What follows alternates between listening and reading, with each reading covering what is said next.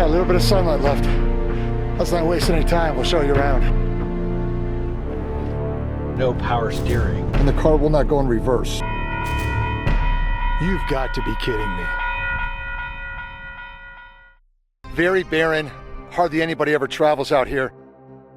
And we'll be taking you today, hopefully we can find it, to the Live Oak Mine. So we just entered the preserve. It's really gorgeous out here. Making our way over to the mine. That was pretty cool. We got to go in the original schoolhouse of Leeds, and the lady gave us a personal tour. Very nice. So we just entered the dirt road right now. We'll drive in as far as we can. So far, it's been pretty smooth.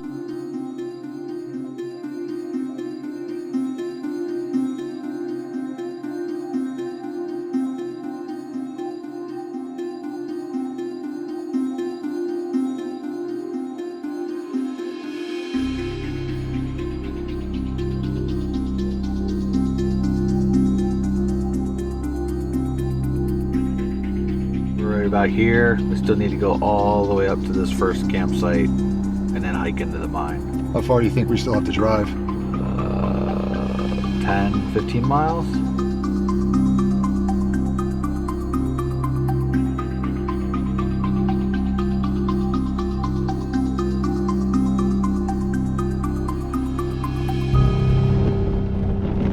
All right, I want to give a shout out right now while we have a minute to Jason from Huck Outdoors. He was originally planning on joining us on this trip and then was unable because of some work responsibilities. But Jason, thanks so much for setting us up with directions to the mine. And let me also add another footnote. Thanks to my poor navigational skills, this is a lot further in the preserve than I originally anticipated.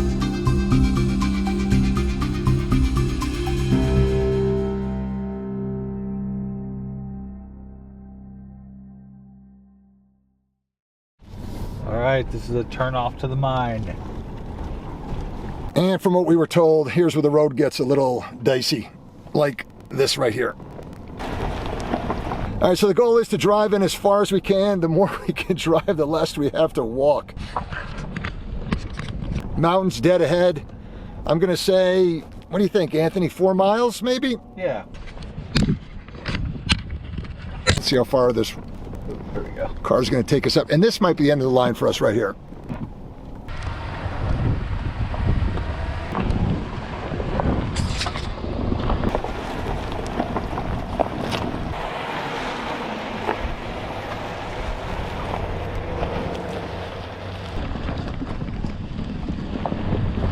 So we've made it in a lot further than I thought we would.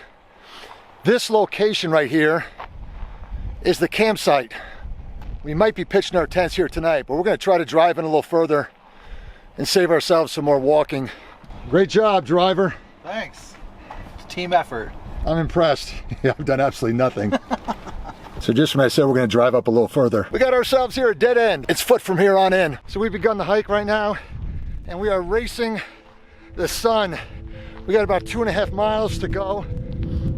Technically 2 hours of sunlight left, but it's about to dip behind that mountain, so we'll be walking pretty fast here. Which way? So I was just thinking, we're probably hiking back in the dark, right? Does that GPS thing you're working with track our position pretty well? Yeah, pretty well. I guess we'll find out. It'd really be a bummer to do all this work to get out this far and then I have enough daylight to see the mine. Am I going too fast for you back there? You gotta really respect these prospectors that came out here back then. They were tough dudes. This is a rugged area. Straight or left? Straight. Straight, he says. So we just lost the sun behind the mountain.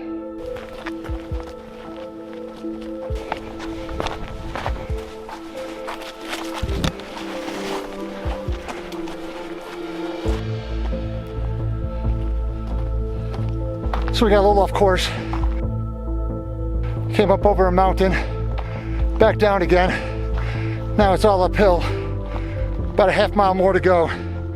Hopefully we'll get there with some sunlight to actually show you the mine.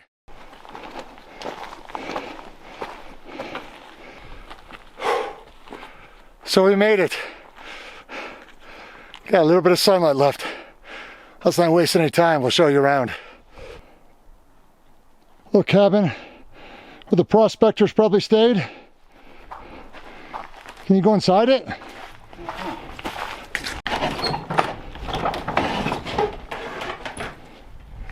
It's up here.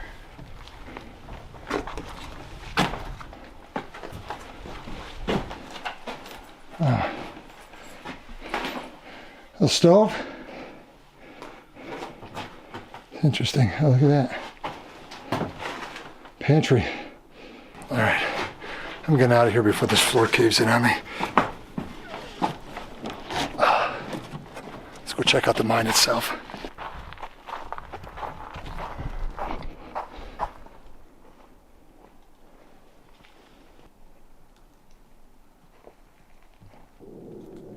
So we're gonna go up in a minute, but it looks like there's an old track up on the top, way up there. And then this would have been, I'm assuming, the loading bin. And right over there where Anthony is, they would drop out the materials. This ore chute is frozen in place. Let's see if we can make our way up to the top.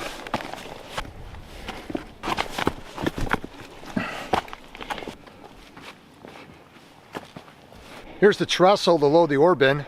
Check this out. These tracks right here lead directly to the portal of the mine. So you can see the tracks end right here. Again, my best guess is this was the shaft into the mine, and they blew it closed just for safety purposes so no one goes inside. This was the mine shaft right here, and you can see you got two posts right here. I'm going to double check, but I think they mined copper and lead here. And from what I've learned in the little research that I did, it was fairly unsuccessful. Wow, it's amazing up here. I wonder if these green rocks are copper.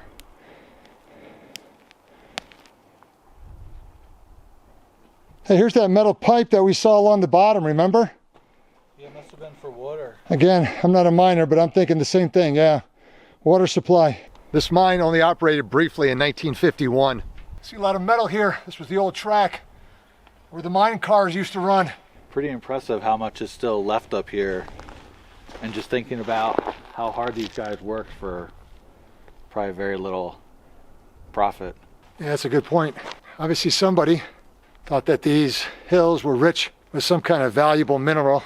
And you know, judging by the amount of work it was to build this entire complex and the effort it was to get up into this mountain that we hiked by foot, assuming they did a lot of it by automobile. They put a lot on the line, just try to strike it rich. This is pretty neat. You can see here's some of the original timber from the mine, and then this is new wood right here. And I can only imagine the amount of work it must be to get those planks of wood this high up in the mountain. Be a lot to carry them. If they're not being dropped in by a helicopter, it's probably a monster truck to get it up on that road that we had to hike. So wherever you are, there's some good people out there. Thank you very much for your efforts. And also thank you very much for all the people that come here and respect this incredible piece of history. Well, that'll do it for the mine. Kind of interesting to think that many of the men that probably worked on this thing are long gone.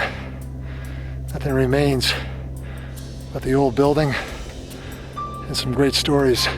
But with that, hey Anthony, I say we start heading back. It's getting cold, it's getting dark, and we had a hard time just getting up here when we had sunlight. So you got that GPS going back there? Yep, it's running. Okay, so we're gonna hike back now to the car, 2.5 miles. It'll probably be dark by the time we get back. Video's not done yet though, because the plan right now is to camp out here deep in the Mojave Preserve. What do you say, straight ahead? Straight ahead through the trees. Let's go.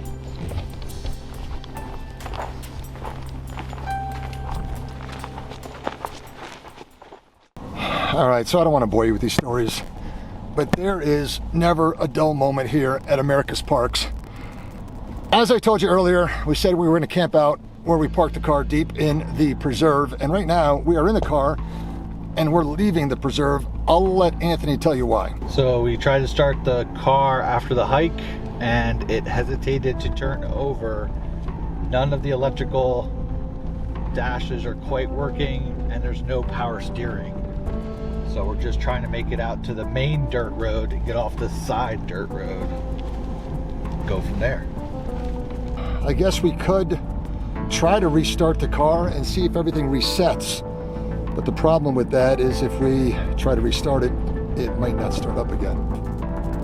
But the gauges aren't working, power steering is out, and the car will not go in reverse. Thankfully, it goes forward and the brakes are still operative. I mean, if things couldn't get any worse, there's now officially a train that is blocking our road. Why would this train stop? Right in the middle of the road. And we're having car problems. And we're running low on gas.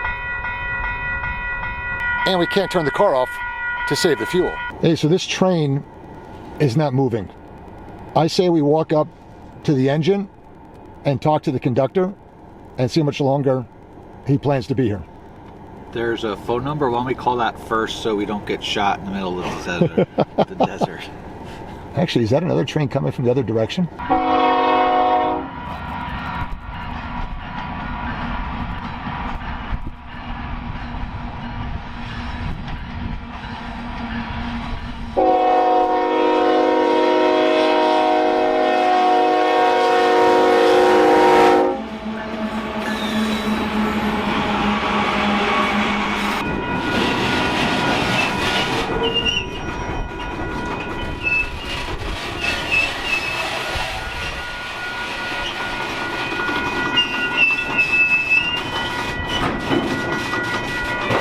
Hey! So we got 2 trains now blocking the road. You didn't turn the car off, did you? No. It's off. All right, let's see if we can. The moment of truth. All right, started. Is it all working now? Hold on. Did it reset? No.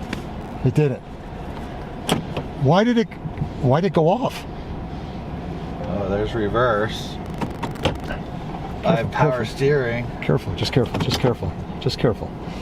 You got a train right in front of you, man. I'm going. You got 2 trains actually right in front of you. The gauges are all working. So thank God the car is working again. It must have been something with the computer that just needed to be reset. And 1 train is gone and the second train is moving out. So we are back in business. Now we just need to find a place to sleep tonight.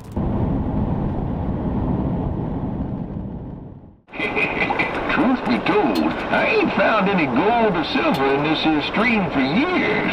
But I stay here on account of the jerky, nuts, and honey in the store. It's just so darn tasty.